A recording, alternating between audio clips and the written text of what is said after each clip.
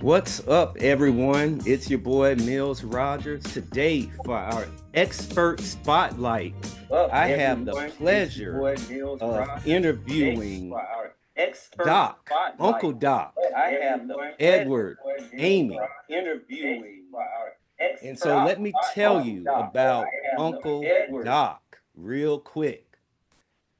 Let me see. Get your. And so, Uncle Doc, Doc Amey, is an African American author and motivational speaker known publicly as Doc Amey or Uncle Doc, and was born on February 9th, 1980 in Galveston, Texas. Hey, my birthday is February 6th, so For I real? guess Yeah. yes, for real. Let's So go. yeah, that's dope, man. And so yeah, we us Aquariuses, man, we rock. Had to throw that in there. Doc published his first book at the age of 36, where he writes his autobiography. Doc is the father of four children, ages ranging from 21 to 26. All of his children live in Texas City. At an early age in his life, he began life on the streets of Texas City with a life of crime. His life was a slippery slope that eventually saw him go to prison 3 times before the age of 29. Mm. A children's pastor left an impression on him. By the age of 28, Doc found himself at a major turning point in his life. As he pleaded with God to change his circumstance in prison, he vowed to change his life. His personal story makes him a living example of hope and redemption, teaching and sharing his life's journeys, pitfalls, and mistakes made with the hope that he can empower today's youth to embrace change and to do more for themselves. He is currently a speaker for civic groups, at-risk students, Rotary clubs, youth groups, high schools, and most recently Man Up Youth Conference at College of the Mainland. Another thing I want to throw in about Uncle Doc is that he has blown up on social media. He has millions and millions of views. He's just touching people worldwide with his message. And so, with that being said, I want to introduce Uncle Doc. Uncle Doc, thank you so much for being with us today. Hey man, appreciate you, Raj, man. You already know, man. I've been following you for a while, and I pray to get the speaking gigs and everything that you getting right now, man. I see you all the time. I check in with you, and I'm proud of you, man. And I just want to tell you thank you for this opportunity to put me in front of the people, man, because I saw a lot of the expertise spotlights that you do, and I'm not gonna even lie. And I thought, man, maybe one day I'll get to be on there. And here we are, man. So thank Hmm. you, bro. I appreciate you, man. Man, and I appreciate you. And just like you say that you wish you could be in my position, it's vice versa. Because again, you getting millions of views on social media, and that's something that's huge, man. That's big. And I think all of us, if we're gonna be honest, when we get on social media, we want people to see it. That's the bottom line. And so you doing it, you getting millions of eyes on your content. And we're not talking about millions over months or years. We're talking about in just a month or so. You're getting millions of people to look at your content. So again, kudos for that. And so Uncle Doc, tell us about how did you get into this? How did you get into speaking and doing these videos? So just a little bit about me, real quick. So my biological father got murdered when I was 6 months old, right? When I Hmm. was five, back in 1985, just like a lot of other people, parents, uncles, brothers, big brothers, cousins, when they had the crack pandemic, my mother became a casualty, right? She wasn't like one of the addicts that was just out there selling her body and selling all her property, but she was addicted, right? And so she used to go to work. I never not saw my mama without a job. She always did the best that she could. But my grandma just felt like that I could be better if I was with her, right? So when I was 7 years old, I had to go and live with my grandma, who was already raising my older brother, two of my uncles, and one of my cousins. So by the age of 11, I became a product of my environment, man. Just doing what I saw everybody else doing. skipping school, smoking weed, messing with girls, shooting dice, hustling, right? So by the age of 13 years old, man, I had dropped out of school. I thought I was going to rap, smoke weed, and hustle for the rest of my life, man. And so by the age of 13, I dropped out of school. By the age of 17, I had 2 girls pregnant. And by the age of 21, I was sitting in the penitentiary for the first time on some drug charges. And by the time I was 28 years old, I was in prison for the 3rd time on East Ham Unit in Lovelady, Texas, working in the hog barn, cleaning up hog mess as a job, 7 days a week from 4:30 in the morning to 2:30 in the afternoon, bro. And I was there and I was stuck and I was just like, I didn't know what to do. And I remember getting my parole denied and just going in the corner and saying, God, if you real, like everybody say you real, you will get me out of this, man. And if you get me out of this, I'm done. I'm going to turn my life around. I'm going to use my life. I'm going to start doing, you know what I'm saying? And so that's where the initial change came from, right? And so I ended up getting out of prison November the 23rd, 2009. I actually got a 16-year anniversary coming up in November. I got out of prison, man, started, going to church best I could, do what I could to stay out the way. And in 2015, I end up going to the Bible college, right? And so back then in 2015, a lot of people took notice of the gift. And so everybody, they paid for me to go through Bible college, and people just wanted to make me a preacher so bad. So me, and I know a lot of people not go, and that's cool. And I'm okay with this, right? But I tell people this all the time, man. Me growing up with a semi-Baptist background, I saw a lot of preachers give the word preacher a bad name. Straight up. Yeah. And so I never want to be, because a lot of people, you can't reach a lot of people once they know you're a preacher. They like, oh, he one of them. Oh, he too good. So I never wanted to be titled a preacher. I'm not a preacher. You feel me? And so in 2015, bro, 2016, I was in the gym working out, listening to Pandora, and Eric Thomas came on. I made my mark. The most powerful 4 minutes and 38 seconds I had ever heard in my life, right? Because I'm listening to it and I'm working out, and it started kind of hitting me. So I go back, I rewind it. I'm like, hold up. So I stopped working out so I can give it my full attention. I'm listening to it, man. And at the end of that video, it was a puddle of tears on the ground, and there was a fire burning in my heart so hot. And I said, whatever that is that he's doing, I can do that. Because I knew that wasn't preaching.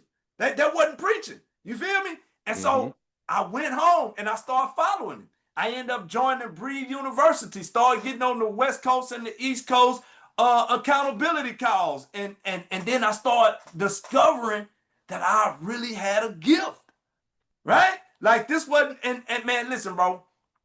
I'm still in debt right now to Speakers Lab. You know, I'm still in debt to them because I done paid these people to try to teach me how to do something God done already gave me. You know what I'm saying? You can't teach this. You feel me? And so I realized that. And so I was going through Bible college and I just started kind of making videos here and there just because I saw other people doing it, right? And I've been making videos since like 2016, 2017, right? Here and there, but I wasn't never consistent with it.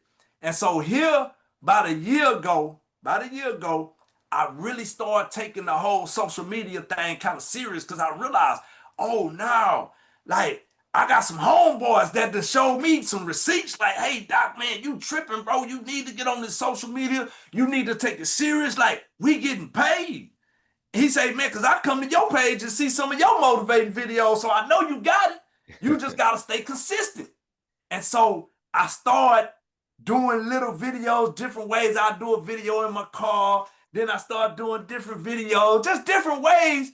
Right. And then one day, bro, I was riding down the street. And it's like I just heard the Lord say, you need to go speak to your younger self. right? Go Mm. and speak to yourself in the third person. And so Wow. I started making videos, and he'll give me an idea, right? And so this is the craziest thing about these videos that a lot of people don't even know. Most of these videos are one take, right? I That's set my crazy. I set my little tripod up. I got these clickers that I use so I don't have to be in front of my camera. And then I started thinking of different ways, and I realized every video, right? They have all different strategies. And I realized 9 times out of 10, if you click on a video and something is going on, your brain is gonna ask your brain is gonna ask your eyes what's going on, right? So now you looking trying to figure out what's going on. And if somebody can say something that catches your attention, then they gonna have you. And so that's where the whole running up to the camera came from. Because if I just run up to the camera, it's gonna catch people's attention because I'm moving. So now they trying to figure out what's going Oh on. man. And then Whew. and all God ever give me is the first 3 lines, the hook. And I just come up and I say whatever I gotta say. And then after I say that, it just start all coming out. And no 2 videos is never the same. Like if I mess up 4 or 5 times, you can go back through each one of those videos, and after the hook, I'm saying something different on each one of them. Wow. I mean, there's so much to take away from everything you just shared, man. First off, I know you're in Texas City. I'm in Austin, Texas, but I grew up in Louisiana. And so I know the scenario you talked about that you grew up in, so common down here on the South Coast. Yes. So very familiar with that.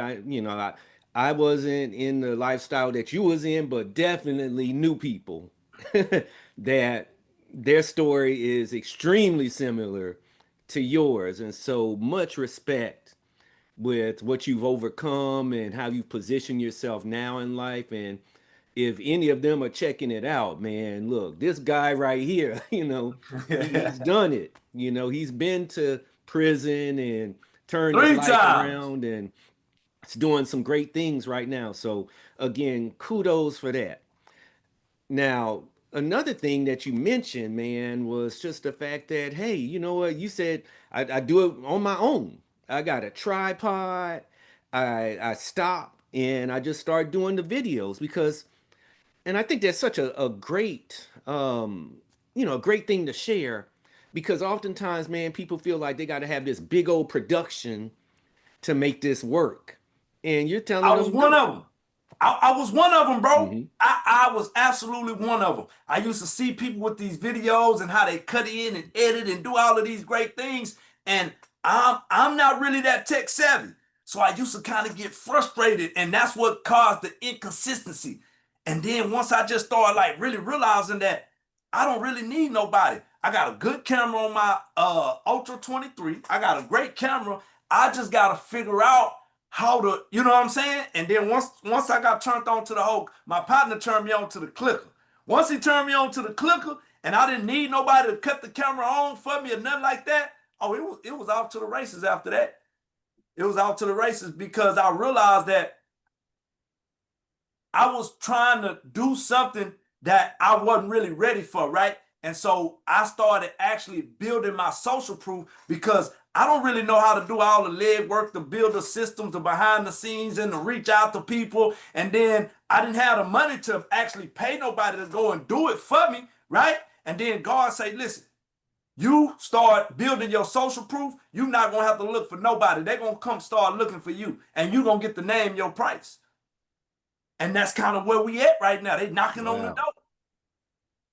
Man, awesome. And so, you mentioned the consistency though, man. You said that that's kind of where you were having some issues and everything. And so when you talk about consistency, especially with what you're putting online and everything, what does that look like? How often is that? So I used to go from making a video probably like once a week, then it probably two times a week or something like that. And then I'm not getting the results that I feel like I should have. So I'm not really inspired to do it. You know what I'm saying? And then I made one video, and it was a video of me of what I used to do. And I ran up to the camera. I said, you yelling and cussing at your mama, slamming and kicking doors like you paying a bill. And man, I got a response from that video. And first it took off on TikTok. Then it took off on Facebook. And then it took same video, took off on Instagram. And then I went back and I said, you know what? It's a lot of parents going through exactly what I put my mama through. So that's why I started talking to my nephews first, because I was really talking to the younger me, right? And a lot of people don't understand that. That's why it's so real. That's why it feels so authentic, because I'm actually seeing this picture in my mind, right, of what I used to do, and I'm speaking from a third person. And so when I started getting a response from people, hey man, keep doing what you're doing. I'm going to the grocery store. Hey man, I saw that video and woo woo woo. And then that's what made me say, you know what? I gotta keep on giving it to them. And once I start becoming consistent, then the platform, whatever platform you on, it's gonna realize, hey, people are watching, people are commenting, people are sharing. And once they start sharing the video, that's where you get the traction at, because one person can have 200 followers, the other one can have 250,000 followers. And so you taking a chance on getting your video put in front of so many different people that you wouldn't have never got it put in front of. And so that's what made me start posting more and more and more. So now I'm up to like four to five videos a week. And I realized that sometimes it ain't all about the quantity and how many, because if you just posting a video to post a video, like sometimes you're going to spin your wheels and you're not getting what you want, so you're going to quit. So what I realize is, before I post a video, I want to know who I'm talking to, what kind of response am I looking to get from it, because when I figure out what kind of response I want, that's what's going to give me the hook. So when you say you realize you want to know who you're talking to, are you talking about like in the video who you're talking to, or Yeah. who are you or is it more to like who you're hoping maybe will see it and maybe bring you in to talk to somebody?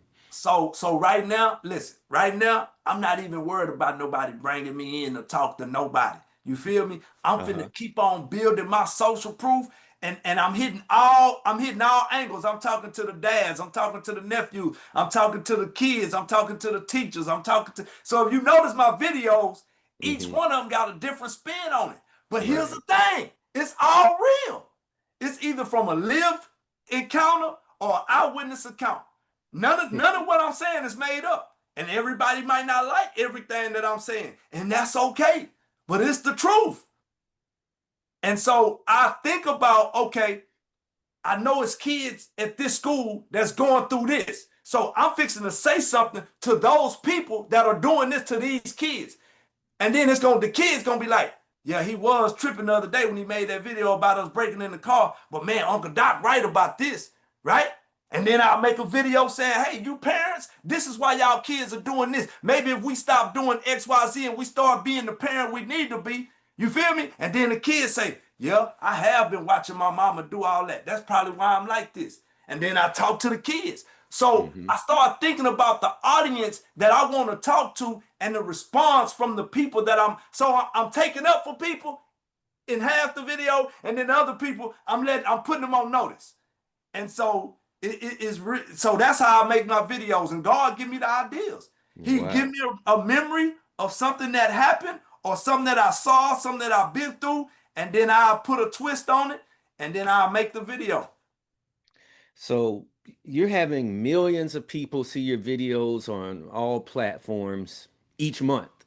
And so, of course, you're getting feedback from people. You know, people are commenting and everything, and I'm sure they're hitting you in your inbox. And so my question is, of course, a lot of it, I'm sure, is very supportive.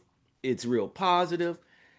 How do you deal with the ones that aren't that, though? The ones that are negative, the ones that are like, man, you know, what's wrong with you? Or I ain't listening to you, or you don't know what you're talking about, old man. What, you know, what's I things like love that? those. You know why? Because I actually go back through, and anybody could tell you, I respond to my inboxes. I respond, and I go back. And if I see the comment, especially the ones that they tag me in, so and so mentioned you in the comment, oh, I'm going to look at them, all of them. And if it's something that's negative coming towards me, I say, okay, well, tell me what a lie is. Tell me what part I lied about. You feel me? It may not be to your liking, but it's the truth. And so, and some of them, like on Instagram, if they just talking all the way stupid, I just block them. You know what I'm saying? Because it's like trying to talk to a wall, and even if you got 30 people saying one thing, then you got these one saying this, it's like, come on, man. And so I just block them because I realize that, and I hate to say it, but some of my nephews are really, really lost. I posted my background with all my charges. I had a little youngster jump on there and say, man, these baby charges. We catching aggravated assaults and attempted murder. And I'm like, bro, do you not realize them the kind of charges that them people want you to catch so they can hide you for 40 years? And so them the kind I just block them, man, because they got to figure out for themselves. Like me, I had to figure it out on my own. And so I get a lot of the negative mail. Mm-hmm. So again, with your platform, I know that you're focused on doing the videos, and you're on TikTok and Facebook. By the way, which platform do you have the most success on? Is there one in particular that you Instagram. have more success? Instagram. Okay. Yeah. And so, yeah, with that amount of success on all the platforms, is it opening up other opportunities for you? Maybe like marketing opportunities or Yeah, affiliates I've or had things people like reach that? out to me for brand deals. Some of them just didn't fit.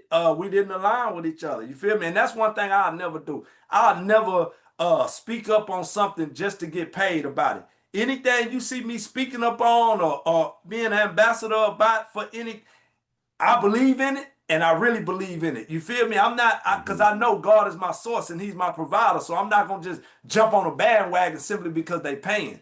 You feel me? But yeah. So yeah, I figured that part out though. Okay. And so, again, I know that a lot of people are seeing your videos, and I follow you on social media, and I saw that you're doing some work with a very prominent high school football team here in Texas, and they're typically one of the best in the country. And and yeah, there we go, right there. East side, baby. Man, hey So man. so I'm Yeah, curious, did so that come about because of your videos? so actually the way that came about, right? It's a guy. He works in the HR department. He's the supervisor HR of Galena Park. He's from Texas City, right? And I know him. He been following me on Instagram. I mean on Facebook. Me and this man would have never probably ever had lunch or anything except us being from the same city, right? And so he reached out to me and he was like, "Man, I love your videos. I love what you're doing, man. I want to connect you with some people over here because maybe you can help some of these kids because it's kind of rough on the east side, and I get it. You feel me? And so July 22nd, I got to go and sit in front of the whole team and speak to the whole team. And I wasn't even halfway home yet, and the guy called me and he's like, "Hey man, I just got off the phone with the athletic director. Uh, and she told me that she just got off the phone with the coach, and the coach said, I don't know what it is we got to do, but I would love to have him a part of our football program because I hadn't realized that they just had a major shooting over there and so I didn't know about that till the 23rd, the day after I left. I text the coach like, hey, I had no idea about this. And he like, yeah, this is why we need you, man. Like, I realized my boys, they listen to you. You know what I'm saying? And most of them follow me on Instagram now. So just imagine them kids every time I show up on Tuesday, Thursday, and Friday, they feeling like they got a celebrity in the locker room with them. You feel me? Hey man, so it's a beautiful thing for me. And I realized, and this just being real, it's some local football teams out here that I've been wanting to do the same thing for. Where I'm from, I know all these kids, I know all their parents, right? But for whatever reason, I'm not doing it. And I wish I was. But sometimes God say, nah, I got something bigger for you. You feel me? I got something, the whole world eyes be on these kids, man. These kids go deep in the playoffs every year. This is where I want you at. And so sometimes sometimes you gotta go out of town, man. You gotta go where people don't know you for who you used to be. All they know is who they see in front of them, right? Jesus couldn't do no miracles in his own hometown, man. He had to go out of town, man. Come Well, on. hey, well, they say it's hard to be a prophet in your own land. Yeah, and And I'm okay with it. yeah. I'm okay with it. Lord, keep stretching my territory. I keep on trying to tell them, but they don't want to listen to me, Raj. And the second is going to cost out-of-town prices just to get me back in Galveston County. You feel me? I hear you. Yeah. I hear you, man. Because And get what? it's so common. That's something that us as speakers and apparent obviously with what you do, um, because again, your message has caught on nationwide, and like you said, man, it's hard to get an opportunity in your town, but now you got people coast to coast and likely worldwide that are appreciating your message. And so, with that, man, like if I'm somebody that's listening and I want to do some big things on social media. I want to be an influencer. I want to have an impact and do like what you're doing. What would your advice be to them? Like My how would you advice get would be, started? my advice would be do some self-evaluating. Find out who you are outside of anybody else and realize that you got a gift that God has put inside of you. And not only do you got the gift inside of you, he's made a bunch of needs in the world that need what you got. And if you can just find the gift, cultivate the gift, master the gift, then find a need in the earth that need what you got, go give it to them. The best you can, as much of it as you can with enthusiasm. And you're going to realize people are paying for what you love to do. Right? Like right now, when I leave here at 1 o'clock, I'm going to the detention center. I go to the detention center on Wednesdays, every Wednesday. And I go and I get to minister to these kids and I talk to them. And then I also get to do a video op when I'm leaving. So it's a win-win for me. But I found my gift. And then I found a need in the earth that needed what I got. Man, listen, man, my inbox go crazy from little youngsters from all across the country, man, reaching out to me, man. I saw your video you making. And the first thing I ask them, how old are you and where are you from? Louisiana, Nebraska, North Carolina, California, Michigan, Pennsylvania. You feel me? These little youngsters all across the country listening to me, man. One little youngster told me, man, you the voice of our generation, man. Wow. And so all I do is just keep on going. And because I'm true to me, you got to be true to yourself. So many times we want to blow up trying to do what we see everybody else doing when that's not what you gifted at. That ain't what you called to do. Go find what you gifted at and you're going to be able to do it easy. Real, like me, coming on here speaking and talking, man, it's easy. Easy work, light work. Because this is what I'm called to do. And I see that you have an opportunity this weekend, I believe, Oh, speak man. at a church, at your church, At right? my home church, man. Hey, man, I've been waiting on this. I've been waiting on this opportunity. I'm not gonna even lie, man. But I've never asked him, hey, when you gonna let me speak in that? You know what I'm saying? Because right now it's just all hands on deck because our church is growing massively, right? And he reached out to me last month to say, hey, man, I'm gonna be preaching out of town in Dallas. You ready? Yes, sir. I'm ready to go. Well, cool. This is the date. I got you locked in. Be ready. And I've been ready, man. I'm excited. Cause man, the first time I ever went to my church, the church that I'm at now, I went there. Me and Pastor Vaughn been knowing each other since about 2012, 2013. So I've been knowing him, seeing him on social media, been to some events he's hosted, been to some other events other people hosted that we ran into each other. So we've been knowing each other, right? And I went there in December of 2023 and I was leaving and I was headed home and I heard the Lord say, it's a lot of people that go to that church that look like you. And I'm not talking about race. I'm talking about some people that done really been through some stuff, some people that still going through some stuff. And so when I told him that, he was like, I'm not going to even lie, man. When I was preaching, because I asked him, I say, man, I don't know if I'm supposed to switch churches and come serve under you, but I feel like this is what the Lord telling me. And he say, Doc, I'm not gonna lie, man. When I saw you sitting in here and I was preaching, all I could think about, man, if Doc could just talk to him, if Doc can get his hands on that one. And so the Lord aligned it up, man.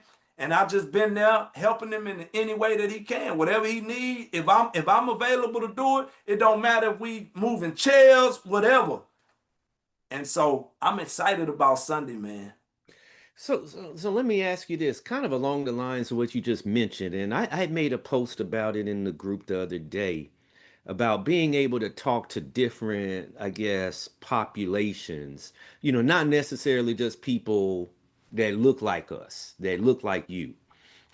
And so, what are your thoughts on that? The ability to maybe speak to, a diverse population. Yeah, they might have some similar issues, but they're not exactly like you.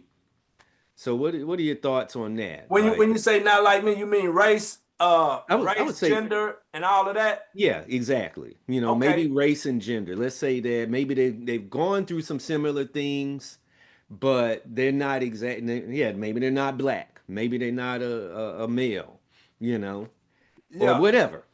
So and I'm gonna keep it all the way 100 with you, man. And that's how I know that what I do is actually called from the Lord, man. That's how the Lord actually uses me, man. And I don't know how he do it.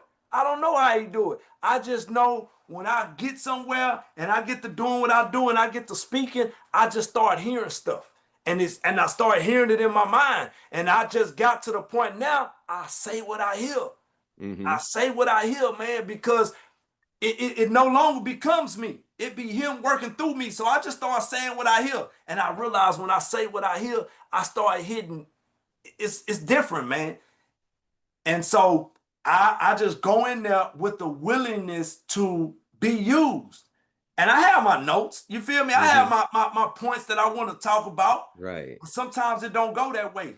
And I go into and I go into a different mode, man. And it's crazy, but it's so amazing to see it in person, man.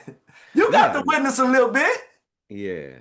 Yeah, and so that's what I'm saying. Like, for example, you're speaking at the church this weekend, which of course that's going to be diverse. But then you're saying at 1 o'clock you're going to speak you're The going to talk to detention the center. at the detention center, which are some teens, Yeah. teen boys. And so yeah, that's why I was kind of asking, like, man, And how. all I'm doing when I go over there, all I'm doing is looking at my younger self and just talking to my younger self and who I wish I could have been and what I wish I could have learned. You feel me? And that's all I be. Hmm. But I have my notes and my pointers that I take, and I have a whole little lesson that I take over there. And I and Hmm. I really talk to them. But as far as like when it comes to the church and stuff like that, I have my notes, I have my pointers, I have my scriptures. But a lot of times, the Lord take over because He know who in the room and He know what they need. And a lot of times I don't. So I just make myself a willing vessel and just be there, show up, and just let the Lord do what only He can do. And so kind of getting back to, your videos on social media and everything. And so what are some of the, I guess, the challenges that you have experienced with maybe doing your videos? Or let me ask you this, are there any challenges? You might feel like, man, I'm just rolling with it and there's nothing that's tough to overcome. So I'm just Uh, throwing I'm that not gonna out say there. I got any challenges right now. One of my biggest challenges is really still staying as consistent as I would like because I want to. Sometimes I be thinking about doing 2 videos a day, but I don't feel it. I don't hear it. You know what I'm saying? And then I just be making a video just to be making a video.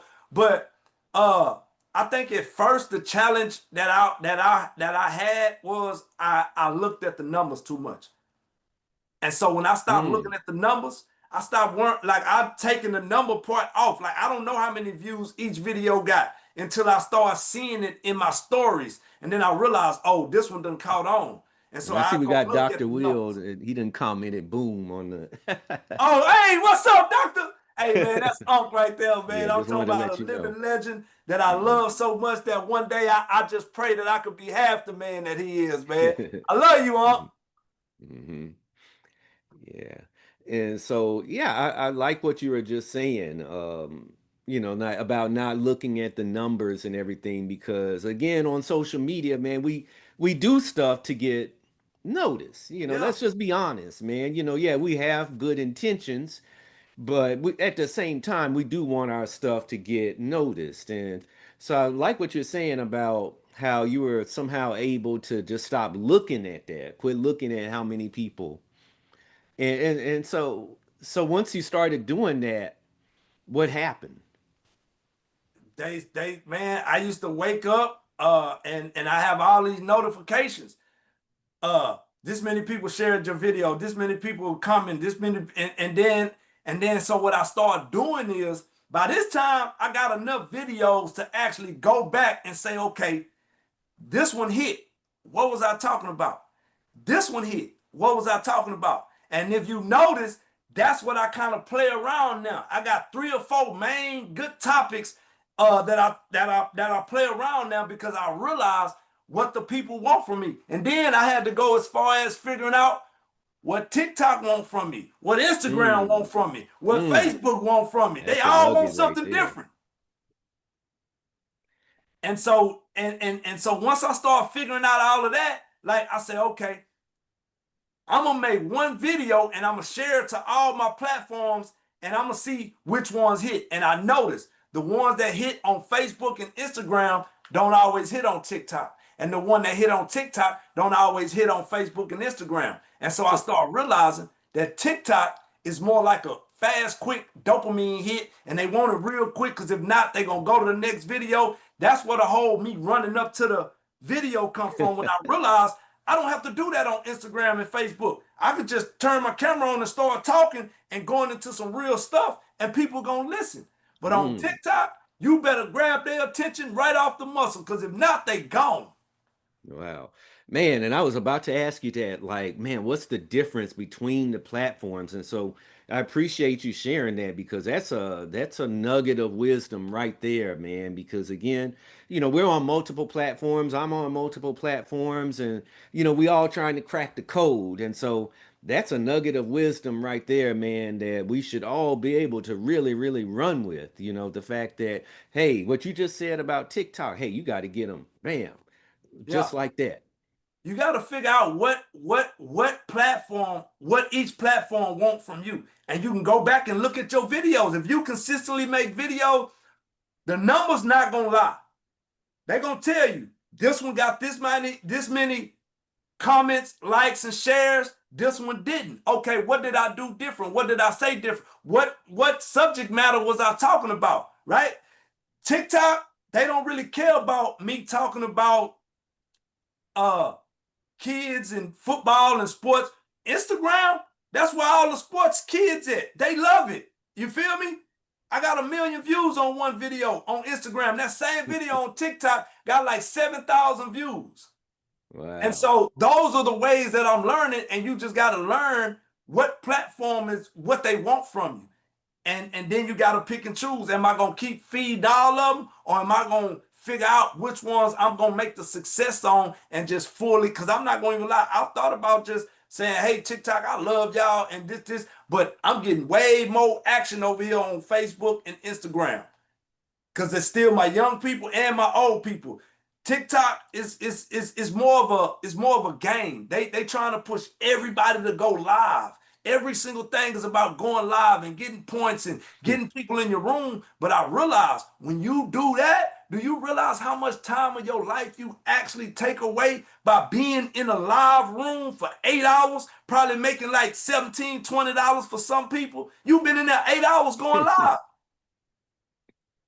And so that's why I start backing up from TikTok, because the more you go live and the higher you get, you can't earn more unless you go over that ranking. And it's like a rat race that I feel like I don't want to be in that. You know what I'm saying? When I can Hmm. just keep making my videos, keep going live here and there when I want to, and not be in competition with nobody, because I'm my own competition. Man, this has been great, man. Our time is winding down, man. We got like 3 minutes, but I just want to say, man, I appreciate you. And so, what do you have? I know you got the stuff with the church coming up this weekend. What are some other things that you might have in the pipeline that you might want to share with the audience, or any maybe any of your products or anything? Like, do you have Yeah, so your I book got I thing got that? my book. Hmm. of my life that I've been through. Y'all can look me up, look on Facebook, hit me up, and I'll get you the information.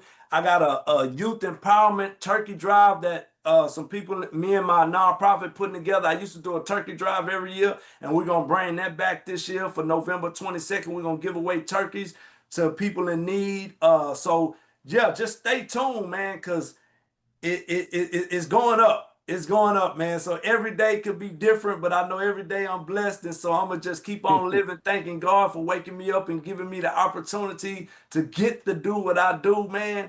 And so, yeah, just stay tuned.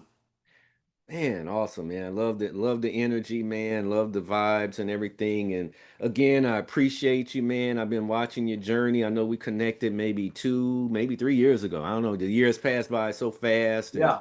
I've had the opportunity to meet you in person almost a little over a year ago. Yeah, yeah, yeah, And yeah, yeah. so, man, it's just been great just to, witness your growth and everything. And like I said, man, I don't think I know anybody else personally that has millions and millions of views on social media. So it was definitely a great opportunity and pleasure to interview you, man. And so I just wish you the best of luck.